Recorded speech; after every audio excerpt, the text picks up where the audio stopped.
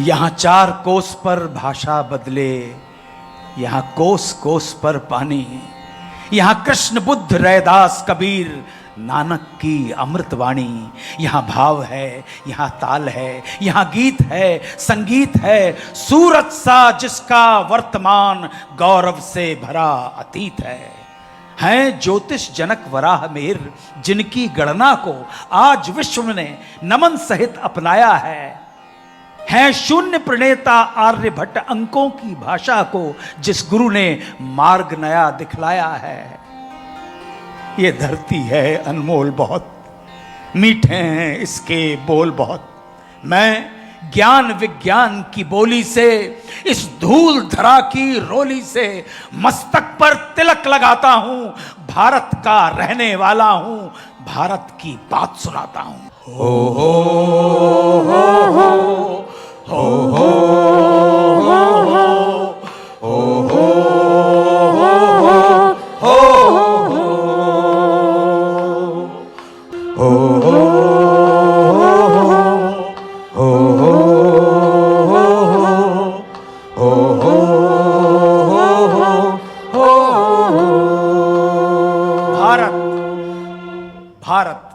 भारत जनसंख्या लगभग 140 करोड़, समस्याएं 1,40,000 करोड़ से भी ज्यादा।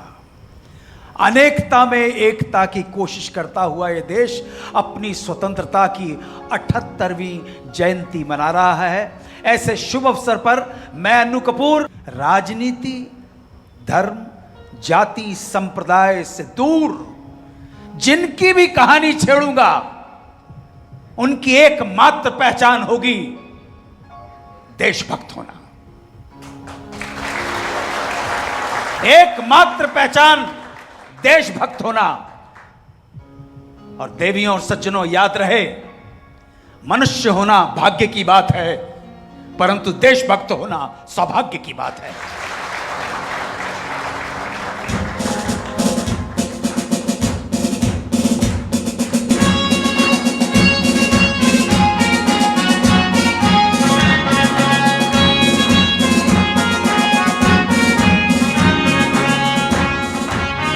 प्रिय मित्रों, डिस्टिंग्विश्ड गेस्ट्स, मौजूद मेहमानों, ये जो धुन आप सुन रहे हैं तो मार्चिंग धुन की। आप सब जवान हैं, फौज के जवान हैं, बहुत अच्छी तरह से परिचित हैं इस बीट पे। लेकिन ये जो स्वर लहरियां बज रही हैं, ये स्वर लहरियां हैं 1943 की एक फिल्म आई थी, किस्मत उसका नाम था। फिल्म का क्या नाम था? किस्मत। यह हमारे देश की पहली फिल्म थी जिसने 8 फिगर्स के अंदर, 8 इकाई, दहाई, सैकड़ा, हजार, 10,000, लाख, 10 लाख, करोड़, 8 अंकों का बिजनेस किया था। लेकिन हुआ क्या कि जब यह गाना आया, जिसे कंपोज किया था स्वर्गीय अनिल विश्वास ने और गीत लिखा था कवि प्रदीप ने, पता नहीं क्या हुआ, आजादी की लहर उठ चुकी थी। याद रहे 9 अगस्त 1942 को मोहनदास करमचंद गांधी ने भारत छोड़ो, अंग्रेजों भारत छोड़ो का आह्वान किया था। आप सबको बहुत अच्छी तरह से मालूम है।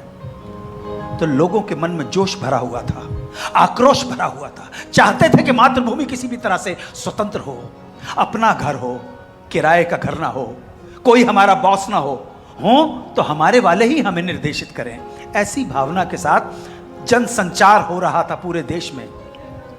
जब ये गाना स्क्रीन पर आया तो न जाने ऐसा क्या हुआ कि लोग इस गाने को सुन के इतने जोश से भर जाते थे कि जेब में रखे हुए 2-2 पैसे, 5-5 सिक्के उछालते थे स्क्रीन के ऊपर और जोर से भारत माता की जय, वंदे मातरम, भारत माता की जय, ऐसा करने लगे लोग। ये खबर आकाओं तक, क्योंकि हम गुलाम थे अंग्रेजों के, ये रिपोर्ट पहुंची इस बात की कि ये पता नहीं क्या हो रहा है, लॉ एंड ऑर्डर की प्रॉब्लम हो रही है यहां पर। हर सिनेमा घर में लोग जोश के साथ खड़े होते थे। रिपोर्ट पहुंच गई बॉसेस तक। बॉसेस ने कहा कि इससे पहले कि ये फिल्म और ये गाना बैन कर दिया जाए, गाना बैन किया, लेकिन एक कमेटी बिठा दो, कमेटी बैठी, एक सीआईडी ऑफिसर थे धर्मेंद्र गौड़, उनको उस कमेटी का इंचार्ज बनाया गया। उनसे बॉसेस ने कहा कि आप मिस्टर गौड़ पता कीजिए कि प्रॉब्लम क्या है, ये लोग इतने इस तरह से क्यों रिएक्ट कर रहे हैं, what's the problem, why this restlessness. लोग तो देशभक्ति की पवित्र भावना से भरे हुए अपने आप को व्यक्त करते थे, अपनी भावनाओं को व्यक्त करते थे। इन धर्मेंद्र गौड़ सीआईडी ऑफिसर के एक भाई फिल्म इंडस्ट्री में भी थे। तो बड़े भाई ने जब छोटे भाई को बताया कि मैं उस कमेटी का इंचार्ज हूं, तो छोटे भाई ने कहा कि भाई साहब कुछ भी हो जाए सही रिपोर्ट मत दे देना, क्योंकि ऊपर वाले बॉसेस, हाई कमांड डिसाइड कर चुका था कि कवि प्रदीप को खत्म किया जाएगा, इस फिल्म को बैन किया जाएगा, उनको सजा दी जाएगी, दंडनीय अपराध है ये। अपने देशवासियों के प्रति और अपनी मातृभूमि के प्रति, अपनी मिट्टी के प्रति प्रेम जगा सीआईडी ऑफिसर जो काम करते थे ब्रिटिश सरकार के अधीन थे, धर्मेंद्र गौड़, और उन्होंने अपनी रिपोर्ट में लिखा और रिपोर्ट पेश कर दी सुपीरियर्स को। रिपोर्ट में लिखा था, सर ये गाना इतना बोरिंग है, इतना नीरस है, इतना उबाऊ है कि जब ये गाना आता है स्क्रीन के ऊपर तो जनता बोर्डम के मारे खड़ी हो जाती है, बंद करो बंद करो बंद करो ये गाना। सर इसमें कोई लॉ एंड ऑर्डर की प्रॉब्लम नहीं है, film makers and the makers of the song are just too much for the people, boring है सर, कुछ नहीं है। बॉसेस ने बात मान ली, फिल्म बैन होने से बच गई, और कवि प्रदीप जो अंडरग्राउंड हो चुके थे, जिनके पीछे पुलिस पड़ी हुई थी, वो वापस आ गए इस गाने के साथ जो गाना बैन होते होते बच गया। आज हिमालय की चोटी से फिर हमने ललकारा है, दूर हटो ए दुनिया वालों हिंदुस्तान।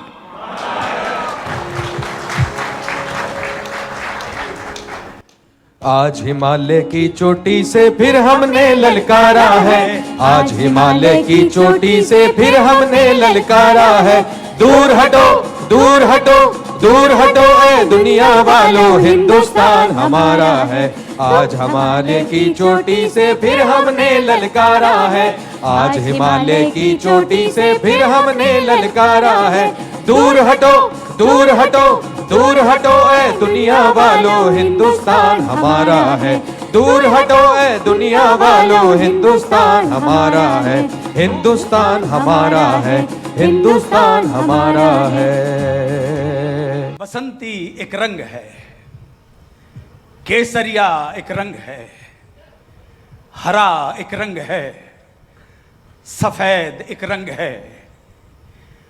वो कहेंगे केसरिया, वो कहेंगे हरा, वो कहेंगे सफेद, तुम अपनी नजर केवल तिरंगे पे रखना, उस तिरंगे पे रखना जिसके मध्य में है अशोक चक्र, क्योंकि वही तुम्हारी आन है, बान है, शान है और पहचान है।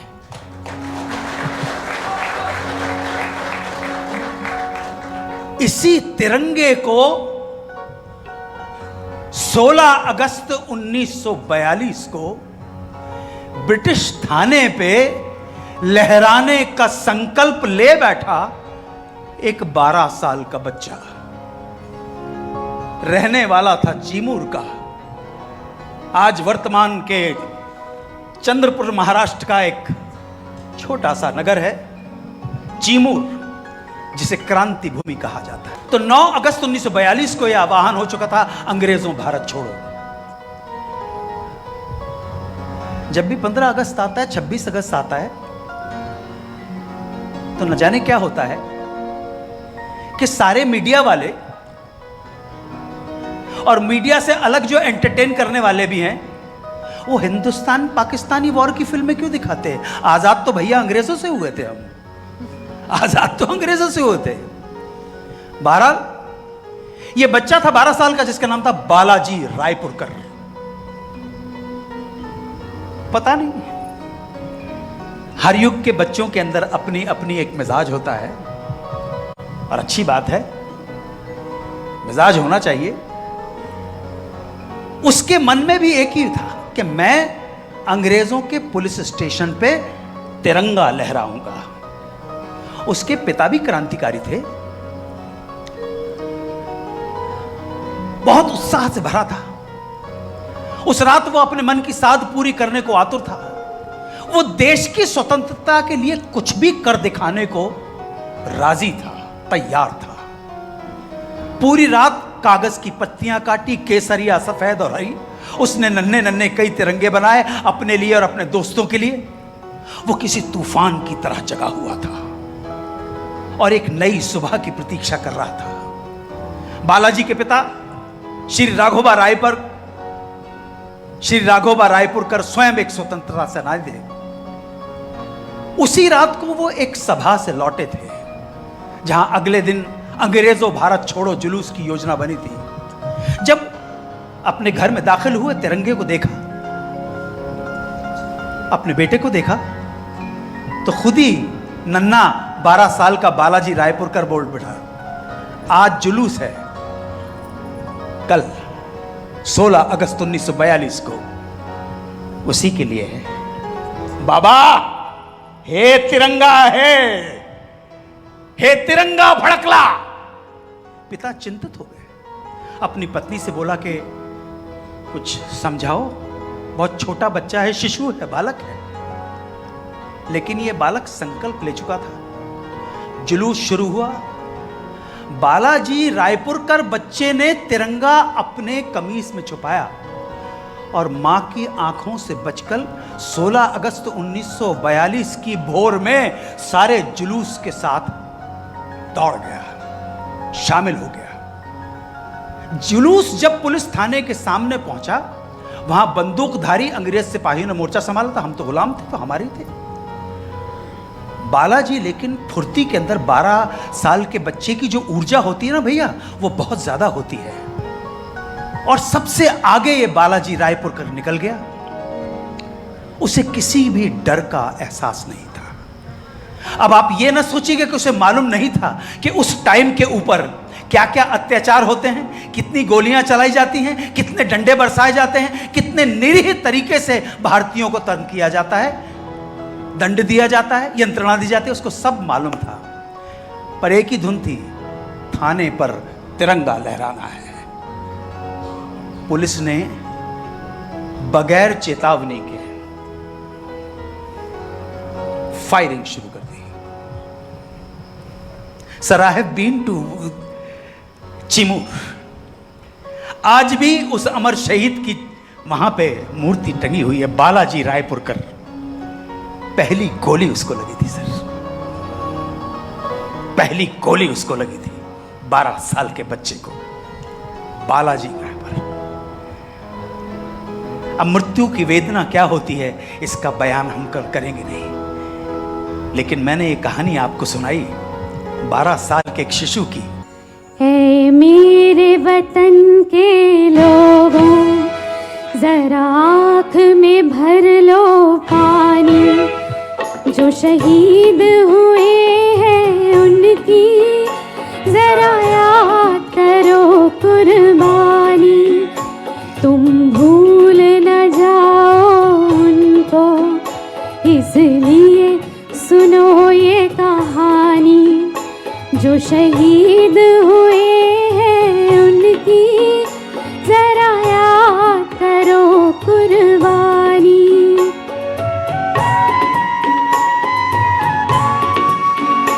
जब घायल हुआ हिमालय, खतरे में पड़ी आजादी।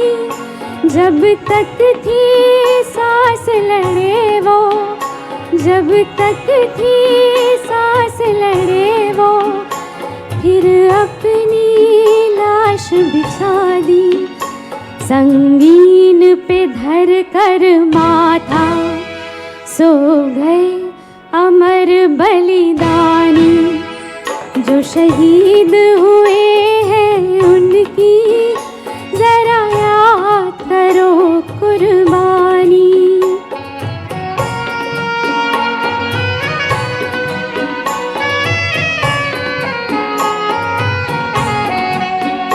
ही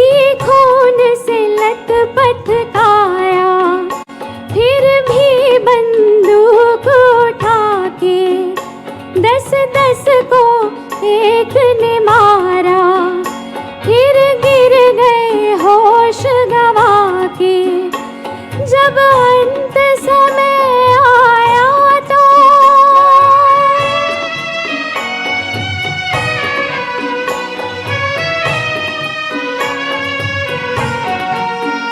जब अंत समय आया तो कह गए कि अब मरते हैं। खुश रहना देश के प्यारों, खुश रहना देश के प्यारों। अब हम तो सफर करते हैं, अब हम तो सफर करते हैं।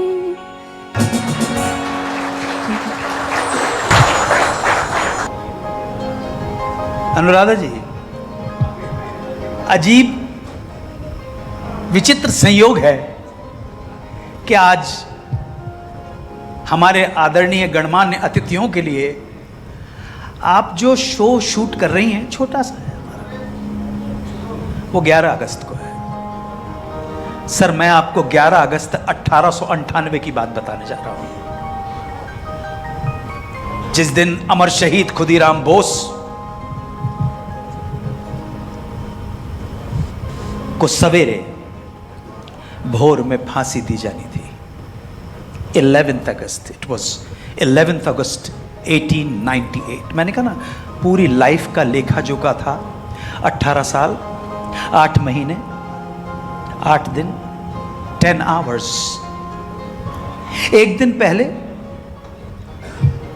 पूछते हैं आपको कुछ खाना है, 18 साल का नौजवान बच्चा है। तो जेलर साहब ने पूछा, सुपरिटेंडेंट ने पूछा, मर्डर किया था उसने? 2 ब्रिटिश अधिकारियों को मार दिया था, तो फांसी दी गई थी। हाँ ठीक है भाई। सुपरिटेंडेंट ने पूछा, क्या खाओगे? आम खाऊंगा। और कोई इच्छा? क्या नहीं, मां के लिए मैंने लिख दिया है, पत्र मां को लिख दिया है। आम अंतिम इच्छा आम। As per the execution protocol, आप सब बहुत अच्छी तरह से वाकिफ हैं। 11 अगस्त की सवेरे मैजिस्ट्रेट, जेल के डॉक्टर, जेलर, सुपरिटेंडेंट, जवान, सिपाही सब पहुंचे। तो सुपरिटेंडेंट साहब ने देखा कि प्लेट में आम वैसे के वैसे ही फूले फूले पड़े हैं, फूले हुए आम हैं। क्या कह सकते हैं, जो आदमी अभी फांसी चढ़ने वाला हो, जिसको अभी फांसी का फंदा जिसके गले में आया है, कहां से खा पाएगा कौन? उन्होंने खुदीराम बोस की तरफ देखा और आम उठाए। बड़े भारी मन से आम पिचके हुए थे, आम पिचके हुए थे। ये बालक खुदीराम बोस मजाक कर रहा था, और जैसे ही पिचके हुए आम से थोड़ा बहुत रस निकला, वो जेलर साहब के मुंह पे आ गया। ये ठट्ठा हट्ठा मार के, ठिठोली करके, मजाक करके, रौद्र रग से हंस रहा था यार। 18 साल 8 महीने 8 दिन और 10 घंटे का हिसाब किताब था। और मां को लिख के गया था, मां को लिख के गया था, एक बार विदाई दे मां घोरे आशी। ए मां, एक बार मुझे विदा कर दे, मैं वापस आऊंगा। हाशी हाशी पर्व फाशी, हंसते हंसते फांसी चढ़ूंगा। एक बार विदाई दे मां घोरे आशी। समझ में तो आ गया मतलब ना, बंगला में उसमें क्या हुआ? एक बार विदाई दे मां घोरे आशी, हाशी हाशी पर्व फाशी, हाशी हाशी पर्व फाशी देखू बे भारतवासी, हाशी हाशी पर्व फाशी देखू बे भारतवासी, एक बार विदाई दे माँ घोरे आशी, एक बार विदाई दे माँ घोरे आशी। आपको ताली बजाने को और नमन करने को किसी एक ऐसे आदमी के लिए नहीं कहूंगा, बिल्कुल सही जगह पे आपकी ताली बजेगी और सही लोगों को आप नमन करेंगे।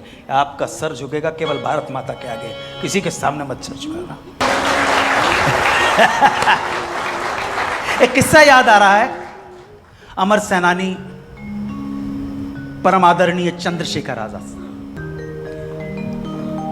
एक समय ऐसा आया कि एक ही कमरे में गुप्त निवास करना पड़ा। शहीद आजम सरदार भगत सिंह साहब भी वहां पे थे, परम आदरणीय राजगुरु साहब भी थे, आदरणीय सुखदेव जी भी थे, आदरणीय बटुकेश्वर दत्त भी थे, एक ही कमरे में रहते थे। एक पोस्टर पे सुखदेव जी की नजर पड़ी, अच्छा लगा। अरे सब जवान थे यार, अच्छी कोई दिख गई तो टांग दिया यहां पर। उसमें क्या हुआ भाई, बड़ा नैसर्गिक है, बड़ा प्राकृतिक है। किसी सीने तारिका का पोस्टर होगा, विद ड्यू रिस्पेक्ट। लेकिन परम आदरणीय चंद्रशेखर आजाद जी जब लौटे उस कमरे में, उस पोस्टर पे दृष्टि गई तो थोड़ा सा उन्हें अनुचित लगा। उन्होंने पोस्टर उतार के जमीन पे फेंक दिया। गरम दल के तो थे, गरम दल के हैं। अब जब सुखदेव जी लौट के आए तो उन्होंने देखा यार ये मेरे दीवार पे इतना अच्छा पोस्टर टंगा हुआ था, कहां गया वो पोस्टर? देखा तो नीचे पड़ा हुआ था। कहने लगे कि किसने किया? गरम दल वाले थे, किसने किया? परम आदरणीय चंद्रशेखर आजाद जी ने कहा मैंने उतार के ये नीचे फेंका है। कहने लगे कारण जानना चाहूंगा मैं। आपको मालूम है उत्तर क्या था? हम आजादी के रणबांकुरे हैं, हमारा मार्ग केवल भारत माता की आजादी है। मां बेड़ियों में जकड़ी है, ये पोस्टर से ध्यान भंग होता है। राह बदल जाती है। सुखदेव जी ने कहा कि ये ठीक है, मैं आपकी बात समझ गया, ध्यान भटकता है। हमारा मार्ग तो आजादी का मार्ग है, हमारा मार्ग अर्जुन की आंख की तरह है। लक्ष्य केवल एक ही है, लक्ष्य केवल एक लक्ष्य है। और इसके बाद आप ताज्जुब करेंगे, उनको सम्मान देते हुए, एकाग्रचित कंसंट्रेशन करते हुए उस पोस्टर को स्वयं सुखदेव जी ने फाड़ के फेंक दिया। ऐसे रणबांकुरे होते थे। हर पल देश के लिए है, हर पल आप जहां हैं, जिस जगह हैं, वो आपकी जननी मातृभूमि के लिए है। आज मैं पहली बार, और राधा पहली बार किसी प्राइवेट इस तरह की शूटिंग के लिए, मैं 8 भाषाओं की मेडली आपके सामने पेश करने जा रहा हूं। 8 भाषाएं में वो भाषाएं हैं जिन भाषाओं का हमारे ऊपर प्रभाव रहा है। ये सबसे पहले मैंने मेरे कार्यक्रम मेरी आवाज़ सुनो में, जिसके प्रोड्यूसर थे लता मंगेशकर और यश चोपड़ा, आज दोनों इस दुनिया में नहीं है, ईश्वर उनकी आत्मा को शांति दे, उनके लिए मैंने ये तैयार की थी। 8 भाषाओं की मेडली है। तो ये 8 भाषाओं की मेमोरी आप सबकी आज्ञा के साथ प्रस्तुत करने जा रहा हूँ। आज तक कभी नहीं हुआ ये, आपके सर्वप्रथम मराठी, महाराष्ट्र माझी कर्म भूमि है। मुझे मालूम नहीं आप में से कितने लोग मराठी समझते हैं, महाराष्ट्र के हैं या नहीं है, लेकिन मेरी कर्म भूमि। ओम नमः शिवाय, ओम नमः शिवाय, ओम नमः शिवाय, नमः शिवाय, ओम नमः शिवाय, ओम नमः शिवाय। देश के लिए, देश की रक्षा के लिए, स्वाभिमान के लिए प्राणों की आहुति देने वालों की ना पहले कमी थी और ना आज कमी है। सो मैं आपके सामने छोटी छोटी 2-3 कहानी सुनाऊंगा, लेकिन किसकी कहानी है ये आपसे पूछूंगा मैं। और मैं सच बोलूं, आप गलत आंसर दोगे ही नहीं, ना ना, हो ही नहीं सकता। कहानी ऐसी है,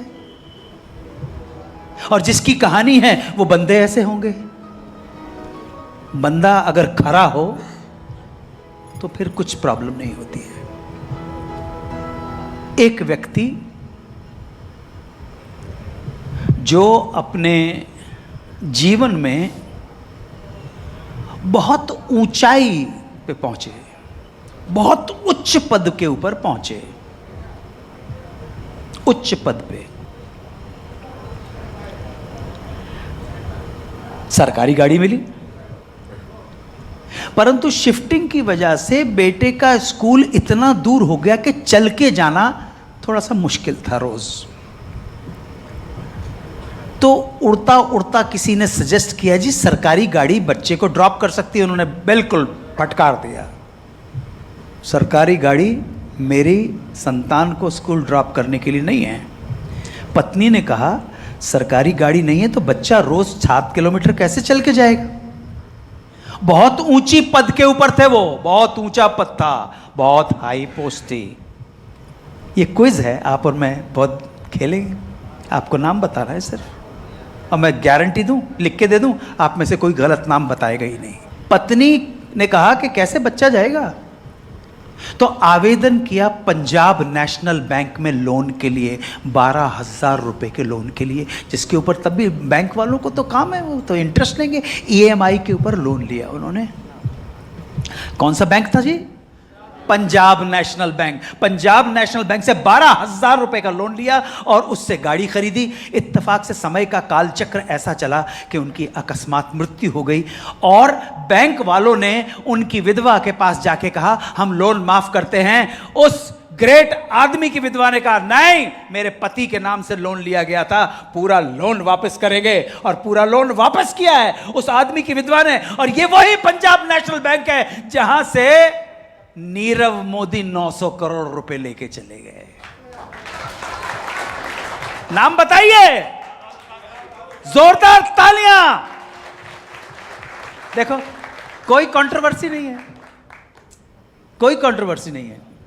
चिड़ियों को चुगते देख रहा था कि अचानक, शेर मुलाजा फरमाइएगा, चिड़ियों को चुगते देख रहा था कि अचानक हंसकर कटोरा फेंक दिया एक फकीर ने, और दामन के लगे दाग देख के सोच रहा हूं कैसे रखी संभाल के चादर कबीर ने। जिनकी चादर पे कोई दाग नहीं होता ना, ऐसे उठ के लोग बोलते हैं नाम, लालों के लाल, भारत माता का लाल, लाल बहादुर शास्त्री।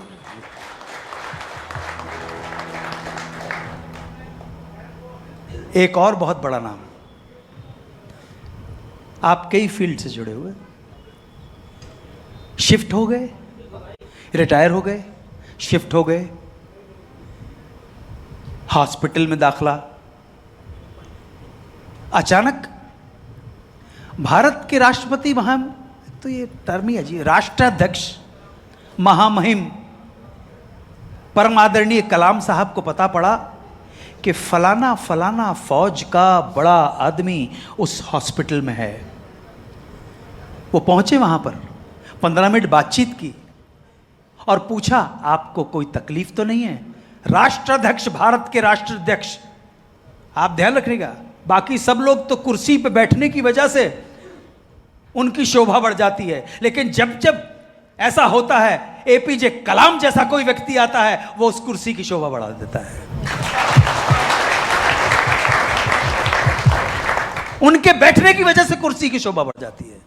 ऐसे महापुरुष होते हैं। तो वो गए, उन्होंने पूछा, आपको कोई तकलीफ तो नहीं है? कहने, नहीं, मेरे को कोई इस तरह की कोई तकलीफ नहीं है। फिर भी आप उदास क्यों लग रहे हैं? कह लेंगे, मुझे सिर्फ एक बात की तकलीफ है कि आज वृद्धावस्था में और मेरी बीमारी ने की वजह से मैं अपने हॉस्पिटल के बेड से उठ नहीं सकता हूं। काश मैं उठ सकता और अपने प्रिय देश के प्रिय राष्ट्राध्यक्ष को सैल्यूट कर सकता। नाम बताओ।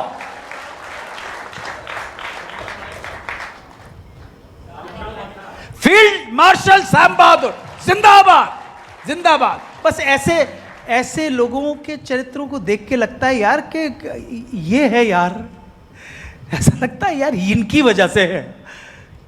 दे are the backbone of a society. आज मेरे मुल्क का हर आदमी लाम पर भी है। लाम कहते हैं बैटलफील्ड को। आज मेरे मुल्क का हर आदमी लाम पर है, जो भी है जैसा भी है वतन के काम पर है। यही होना चाहिए, यही है। वीरों को, शहीदों को नमन किया, उन लोगों को नमन किया जो निस्वार्थ भाव से देश की सेवा में लगे हुए अपने अपने तरीके से। तो आज की अंतिम प्रस्तुति, इस सेगमेंट का नाम रखा है मैंने मोज़ार्ट टू मथुरा।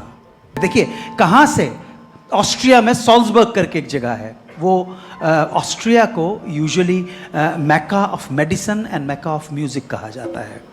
ठीक है, तो ये अच्छी तरह से रिकॉर्ड करना कि भाई किसी के पास भी नहीं है।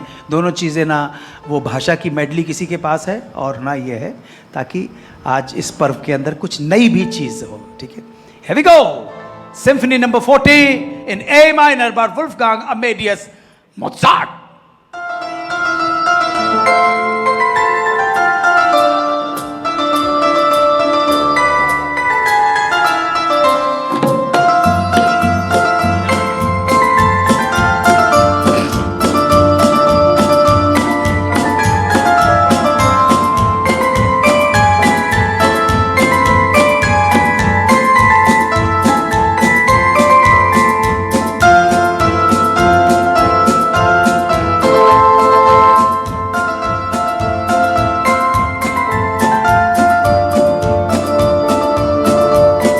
This was Mozart. Now Beethoven.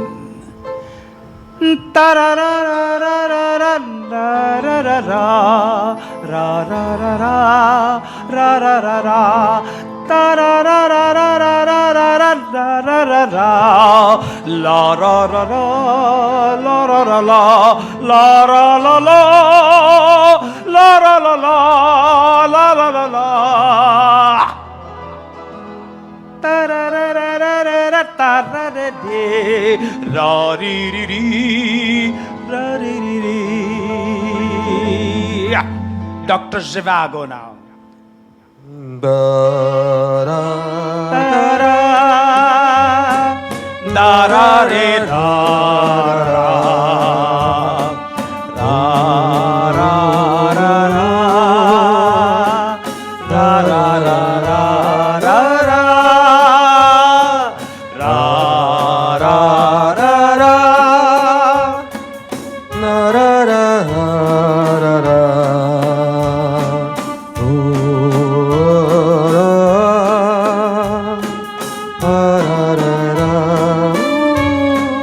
अभी तक ये ट्यून थी, इसे ट्यून आपने अपने सीआरपीएफ बीएसएफ के बैंड में ट्यून बजाते हैं, कंपोजिशन बजाते हैं। ट्यून और composition is a musical composition which may not have lyrics, उसमें गीत नहीं होंगे, इसलिए ट्यून थोड़ा सा कम याद रहती है। लेकिन जैसे ही ट्यून के अंदर शब्द आते हैं तो हम उसके साथ आइडेंटिफाई करना शुरू करते हैं।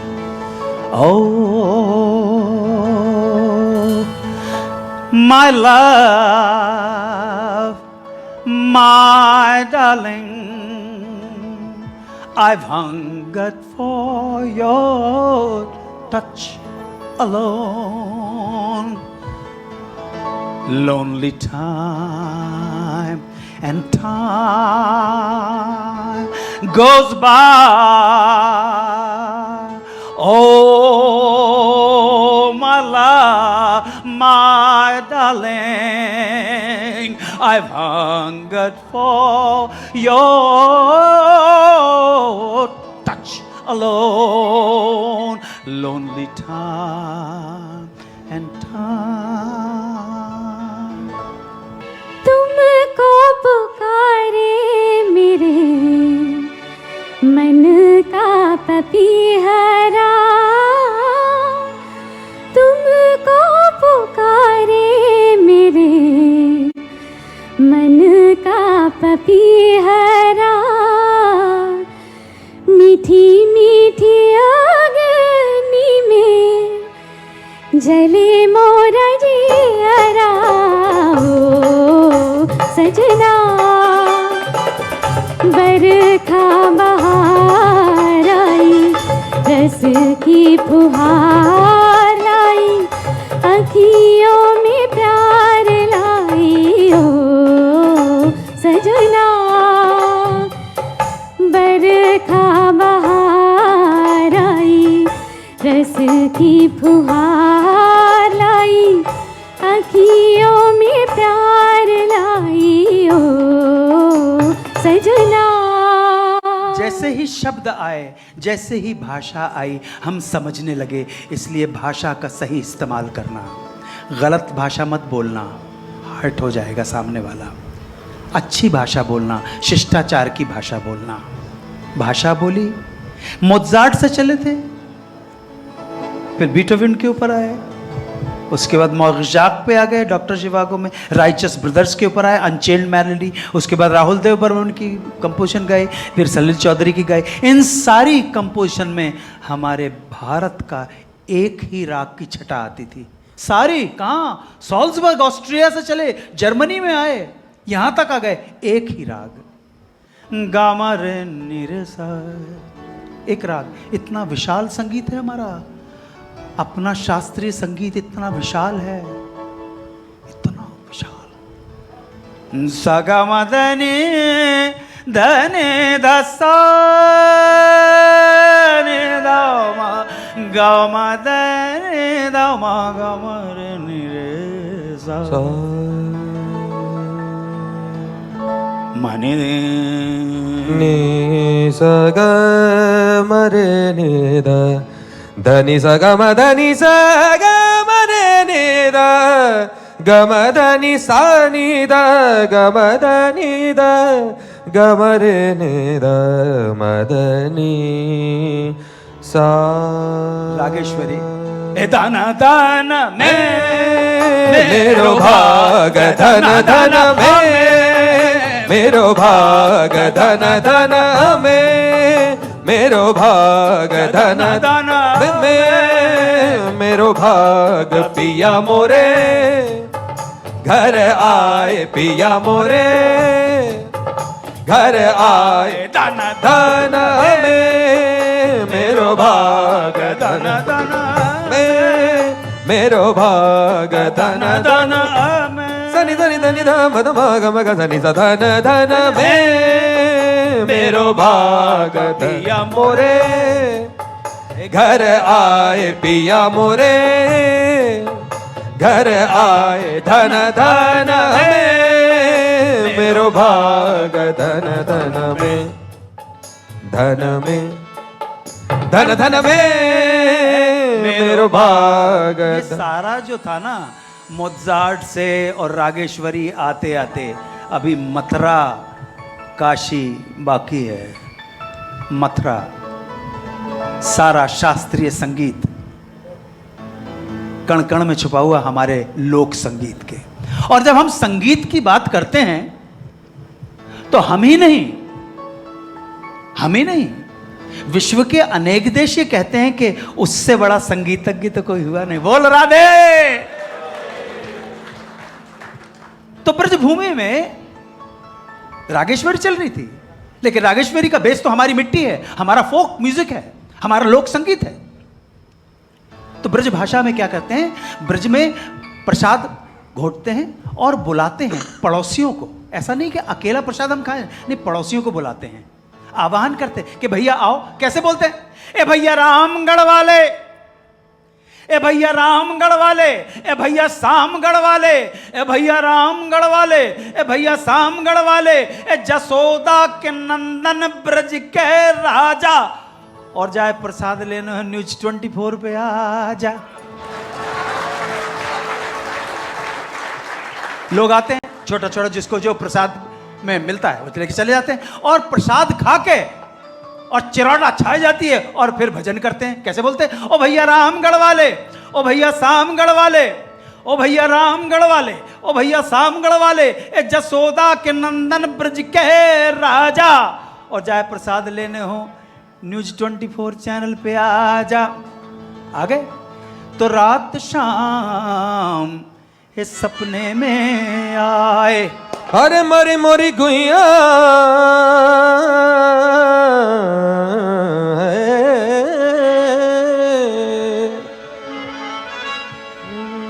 हे रात शाम शाम,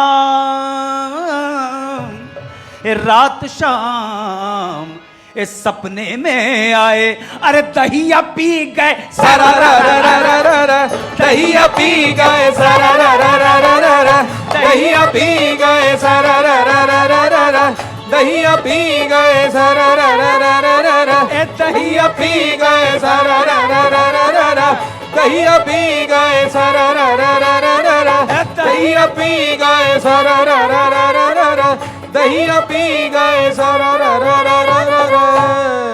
तो रात